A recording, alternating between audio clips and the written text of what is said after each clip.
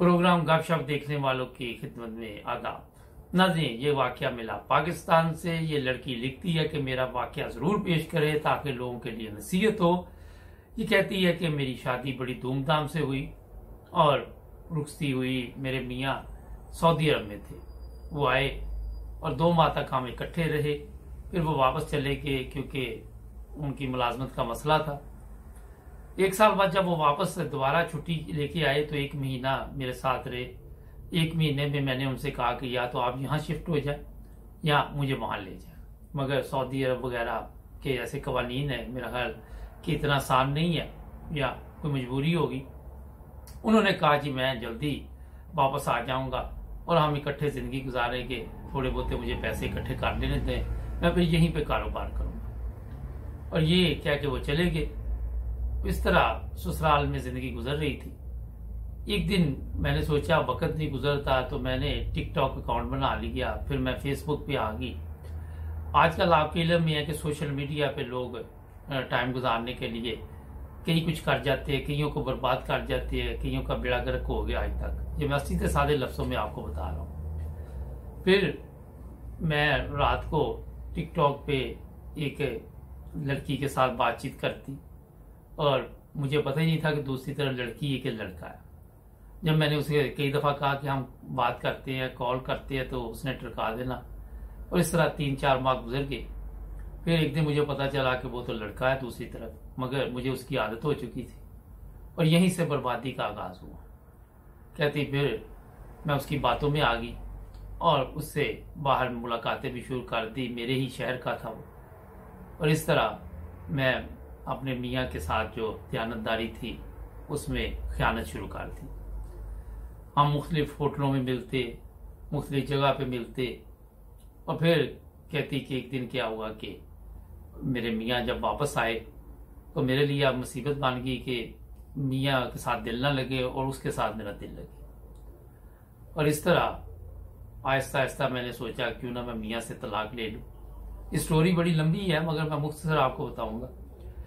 और फिर मैंने जब ये बात अपने मियाँ को कही, मैं लड़ाई झगड़ा करके माँ के घर आ गई।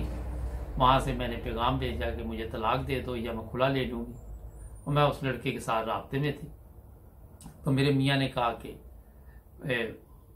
ये क्यों आप ऐसा कर रही। उसने मुझे खुदा का वास्ता भी दिया, मिन्नतें भी की, सब कुछ किया, मगर मैं अपने फैसले पर कायम थी। इस तरह ये बताती है कि आखिरकार मियाँ ने तंग आकर सऊदी अरब से मुझे तलाक भिजवा दी। और फिर मैं उस लड़के के साथ शादी के लिए उसके बातचीत की तो उसने कहा कि अभी हम शादी नहीं कर सकते। और एक दिन उसने कहा कि आप ऐसा करो कि मेरे माँ बाप नहीं मान रहे तो बेहतर यह है कि हम भाग के शादी कर लेंगे। तो मैं उसकी बातों में आ गई। उसका, इस लड़की का कहना है कि फिर मुझे वो लेके किसी दूसरे शहर चला गया। मैं बताए बगैर घर में जो कोई चीज़ मेरे हाथ आई वो मैं लेगी, जो भी गोल्ड वगैरह था मेरा, वो लड़का बेच के मेरे साथ कुछ दिन गुजारता रहा। जब भी मैं उसको कहती कि निकाह करो, शादी करो, तो वो टरका देता। और एक दिन मैंने फिर बातों में मुझे पता चला कि ये जो भी कर रहा है ये एक ड्रामा चल रहा है। एक दिन कहती है कि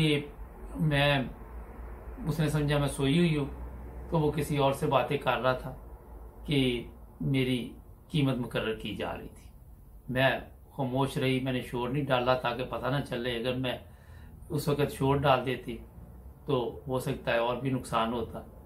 और इस तरह जब ये घर से बाहर गया तो मैं फौरी तौर पे वहां से भाग के वापस अपने घर आ गई। भाइयों ने पूछा कहाँ थी, माँ ने पूछा कहाँ थी, परेशान थे बहुत ज्यादा, फोन पे राब्ता नहीं था, सब कुछ मैंने अपनी सिम शिम बंद कर दी थी। मगर फिर भी वालदा थी, वो मेरे हक में थी कि जो भी हो गया इससे गलती हुई है।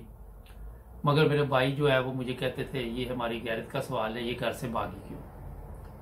इस तरह आजकल मैं घर में रह रही हूँ, मेरा घर बर्बाद हो चुका है। घर में मेरी इज्जत नहीं है, भाई मुझे बुलाते नहीं है, माँ थोड़ा बहुत ख्याल रखती है। तो ये बताने का मकसद ये है कि जितनी लंबी इसने स्टोरी लिखी हुई है वो तो बहुत ज्यादा चाहिए, मगर हमारे पास भी टाइम कम होता है, देखने वालों सुनने वालों के पास कम टाइम होता है।